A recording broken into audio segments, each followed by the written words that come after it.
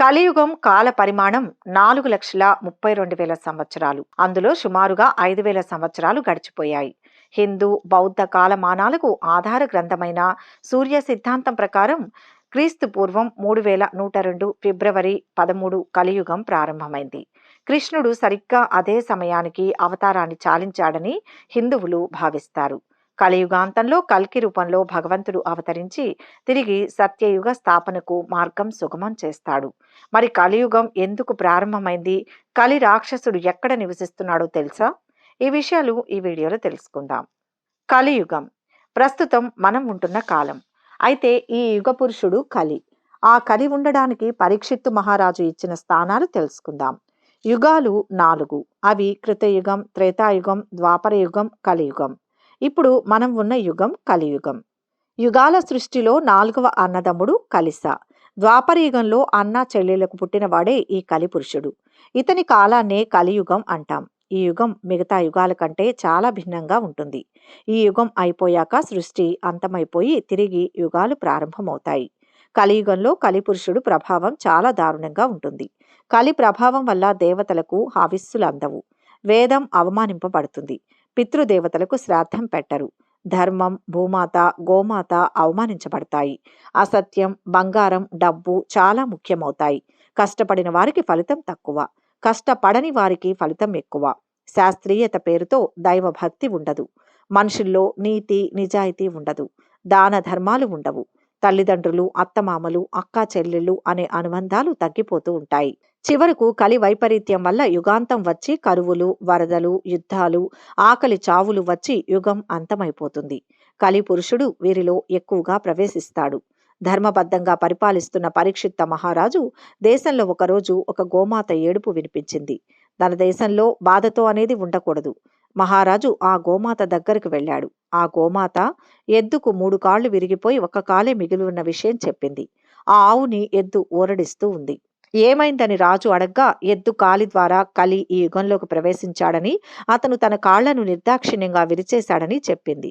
పరీక్షిత్ మహారాజు ఎద్దుతో, నిన్ను ఎవరు హింసించారు, ఎవరికి అపకారం చేయని నీ కాళ్లు ఎవరు విరగ్గొట్టారు అని అంటాడు. ఎద్దు కాలు విరగ్గొట్టిన వారు ఎవరైనా సరే అతని భుజాలు విరగ్గొడతాను అంటాడు. కాల క్రోధావేశుడై రాజులా కనిపించే కఠినాత్ముడు కర్ర పట్టుకుని మేం ఏడుస్తూ ఉన్నా కనికరం లేకుండా కొడుతున్నాడు.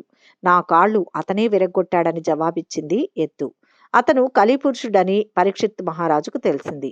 దాంతో పరీక్షిత్తు కలికి శిక్ష విధిస్తాడు. అప్పుడు కలి, నన్ను ఎందుకిలా చిత్రహింసలకు గురిచేస్తున్నావు?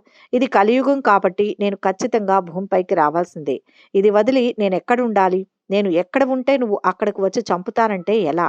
నేను ఎక్కడుండాలో చెప్తే అక్కడ మాత్రమే ఉంటానన్నాడు. జూదశాల, మద్యపానం, వ్యభిచారం, జీవహింస జరిగే చోటు అనే 4 స్థానాలను ఇస్తానన్నాడు పరీక్షిత్తు. తన పాలనలో ప్రజలు ఈ 4 చోట్లకు వెళ్లరనే నమ్మకంతో పరీక్షిత్తు మహారాజు 4 స్థానాలను మాత్రమే ఇచ్చినప్పటికీ జూదశాల నుంచి అసత్యం, మద్యపానం నుంచి మదం, అహంకారం, వ్యభిచారం నుంచి కామం, హింస నుంచి కోపం, క్రౌర్యం ఇలా మరో 4 స్థానాలను కూడా ఆక్రమించాడు కలి. ఇవి కాకుండా మరో స్థానం ఇవ్వమని వేడుకున్నాడు కలి. సరేనని బంగారం ఉన్న చోటుకు కూడా నీదేనన్నాడు. అయితే బంగారం నుంచి మాశ్చర్యం పుడుతుంది కాబట్టి ఆ స్థానాన్ని కూడా తనది చేసుకున్నాడు కలిపురుషుడు. మొత్తానికి 9 స్థానాల్లో కలి ఉంటాడు. పరీక్షిత్తు మహారాజు దరిదాపులకు కూడా రాలేని కలి బంగారం స్థానాన్ని పొందగానే చెలరేగిపోయాడు. పరీక్షిత్తు ఒంటి నిండా బంగారం ఉండడంతో ఆయనలోకే ప్రవేశించగలిగాడు. ఆ ప్రభావంతో క్రూర మృగాల బాధ తప్పించడానికి మాత్రమే వేటాడే రాజు హింసాత్మకుడై వెంటనే వేటకు వెళ్లాలనిపించింది. జీవహింస కూడా ఉండడంతో కలి ప్రభావం మరింత పెరిగింది. అప్పుడే దాహంతో శమీక మహర్షి ఆశ్రమానికి వెళ్లడం, తపస్సులో నిమగ్నమై ఉన్న ఆయన మెడలో క్రోధంతో చనిపోయిన పామును వేసి ఎగతాళి చేయడం జరుగుతుంది. శమీక మహర్షి కుమారుడైన శృంగి చేతిలో తక్షకుడి ద్వారా మరణిస్తావన్న శాపానికి గురవుతాడు. ఇంటికి వెళ్లి కిరీటం, ఆభరణాలు తీసి పక్కన పెట్టగానే కలి ప్రభావం నశించి పశ్చాత్తాపం కలుగుతుంది. అలా కలిని నియంత్రించగలిగిన పరీక్షిత్తు కూడా కలి ప్రభావానికి లోనై చివరకు మరణాన్ని కొని తెచ్చుకుంటాడు. ప్రభువు పరీక్షిత్తు మహారాజు గొప్పవాడు. ప్రజలను కన్నబిడ్డల్లా పాలించాడు. ఆయనకు వేటంటే చాలా ఇష్టం. ఒకసారి అడవికి వేటకు వెళ్ళాడు. జంతువులను వేటాడి అలసిపోయాడు. బాగా దప్పికైంది. మంచినీటి మడుగు కోసం వెతుకుతుంటే శమీక మహర్షి ఆశ్రమం కనిపించింది. లోపలికి వెళ్ళి దాహంగా ఉంది, తాగేందుకు మంచినీళ్లు కావాలి అని అడిగాడు. మహర్షి ధ్యాన సమాధిలో ఉండడం వలన ఆశ్రమం లోపలికి ఎవరు వచ్చింది కూడా ఆయనకు తెలియలేదు. అందుకని సమాధానం ఇవ్వలేదు. శమీకుడి మౌనాన్ని పరీక్షిత్తు తప్పుగా అర్థం చేసుకున్నాడు. ఈ మహర్షికి ఇంత అహంకారమా అనుకుని చచ్చిన పామును ఒకదాన్ని ఆయన మెడలో వేశాడు. అది తెలిసి కోపించిన శమీకుని కొడుకు శృంగి, తపోనిష్టలో ఉన్న నా తండ్రిపైకి ఎవరైతే పామును విసిరారో వాళ్ళు సర్పరాజు తక్షకుడి కాటుతో 7 రోజుల్లోగా మరణిస్తారు అని తీవ్రంగా శపించాడు. శృంగి దేవీ భక్తుడు. అతని మాటకు తిరుగు లేకుండా పోయింది. తక్షకుడి కాటుతో పరీక్షిత్తు మరణించాడు. అప్పటికి మహారాజు కుమారుడు జనమేజయుడు చిన్నవాడు. మంత్రులే మహారాజుకు అంతిమ సంస్కారం చేశారు. రోజులు గడుస్తున్నాయి. జనమేజయుడికి యుక్త వయస్సు వచ్చింది. మంచి ముహూర్తాన రాజ్యపాలన స్వీకరించాడు. ఆనతి కాలంలోనే సమర్థుడైన రాజుగా పేరు పొందాడు. కాశీరాజు సువర్ణవర్మకు జనమేజయుని గురించి విన్నప్పటి నుంచి అతన్ని తన అల్లుడుగా చేసుకోవాలని కోరికగా ఉండేది. సువర్ణవర్మ కుమార్తె వప్పుకు కూడా జనమేజయుడే భర్త కావాలని ఉండేది. అనుకున్నట్టే జరిగింది. జనమేజయుడికి వపుస్తకి ముల్లోకాలు మురిసిపోయేలా వైభవంగా పెళ్లి జరిగింది. ఒకసారి జనమేజయుడు కొలువు తీరి ఉండగా ఉత్తంక మహర్షి వచ్చాడు. జనమేజయుడు చేతులు జోడించి ఆయనకు నమస్కరించి పద్మ సింహాసనంలో ఆయనను కూర్చోబెట్టి బంగారు పళ్ళెంలో ఆయన కాళ్ళు కడిగి మధుపర్కం సమర్పించి సత్కరించాడు. రాజుగారి ఆదరోపచారాలతో ఉత్తంకుడు సంతృప్తి చెందాడు. ఆ తర్వాత వాళ్ళ మధ్య చాలాసేపు కుశల ప్రశ్నలు జరిగాయి. మాటల మధ్యలో పరీక్షిత్తు మహారాజు ఎలా మరణించింది చెప్పాడు ఉత్తంకుడు. రాజు అగ్గి మీద గుగ్గిలమయ్యాడు. సర్పాలన్నింటినీ సమూలంగా నాశనం చేయాలని నిర్ణయించాడు. పాములు ఎక్కడ కనపడితే అక్కడే మట్టు పెట్టండి అని ఆజ్ఞ జారీ చేశాడు. అంతటితో ఆగక ఋత్విక్కులందర్నీ సమావేశపరిచి పాముల మీద కక్ష తీర్చుకునే విధం తెలియచెప్పండని అడిగాడు. సర్పయాగం చెయ్యమని వాళ్ళంతా సలహా ఇచ్చారు. క్షణాల మీద యుగానికి కావలసిన ఏర్పాట్లన్నీ జరిగిపోయాయి. ఉత్తాంక, చండభార్గవ, ఉద్దాలకి, ఆత్రేయ, శ్వేతకేతు, నారద, దేవల, దేవశర్మ, మౌద్గల్య మహర్షులు యాగానికి ఆధ్వర్యం వహించారు. సర్పయాగం ప్రారంభమైంది. నల్లటి వస్త్రాలు ధరించి మంత్రగానం చేస్తున్న మునులు పాముల పాలిట యమదూతల్లా ఉన్నారు. గుండంలో ఆజ్యం పోసినప్పుడల్లా మంటలు ఉవ్వెత్తున లేస్తున్నాయి. తాపసుల మంత్రోచ్చారణకు పాములు నిలవలేకపోతున్నాయి. ఎగిరొచ్చి ఒకదాని వెంట ఒకటి మంటల్లో పడుతున్నాయి. అన్నీ అగ్నికి ఆహుతవుతున్నాయి. తక్షకుడు అగ్నికి భయపడి ఇంద్రుణ్ణి ఆశ్రయించాడు. ఇంద్రుడు అతనికి అభయమిచ్చాడు. ఈ సంగతి ఋత్విక్కులకు తెలియక అసలైన శత్రువు తక్షకుడు చావు నుంచి తప్పించుకుంటున్నాడని యాగాన్ని ఉధృతం చేశారు. దాంతో తక్షకుడికి ఒళ్లంతా మంటలు లేచాయి. ఇక చావు తప్పేటట్లు లేదనుకున్నాడు. తన చెల్లెలు జరత్కారు ప్రియను పిలిచి ఈ ఆపద నుంచి గట్టెక్కే ఉపాయమేదో ఆలోచించమన్నాడు. తక్షకుడి చెల్లెలు నాగేశ్వరి జరత్కారు మహర్షినకు పెళ్లాడినందువల్ల జరత్కారు ప్రియ అని కూడా ఆమెను పిలుస్తారు. ఆమె ఆ బాధ్యతను తన కొడుకు ఆస్తికుడికి అప్పగించింది. అతను యాగం జరిగే చోటికి బయలుదేరాడు. తక్షకుడి జాడ తెలియక ఈలోగా ఉత్తంకుడు కోపోద్రిక్తుడై తనకున్న దివ్య శక్తులతో లోకాలన్నీ గాలించాడు. తక్షకుడు అమరావతి పట్టణంలో ఇంద్రుడితో పాటు సగం సింహాసనాన్ని అధిష్ఠించి ఉన్నాడు. అది చూసి ఉత్తంక మహర్షికి మరీ కోపం వచ్చింది. ఇంద్రుడు నిన్ను రక్షించేవాడా అనుకుని దర్భలు చేత పట్టుకుని మంత్రాలు పఠించాడు.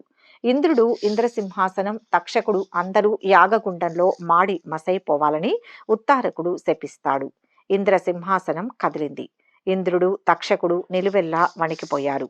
అదే సమయానికి ఆస్తికుడు యాగశాలను చేరుకున్నాడు.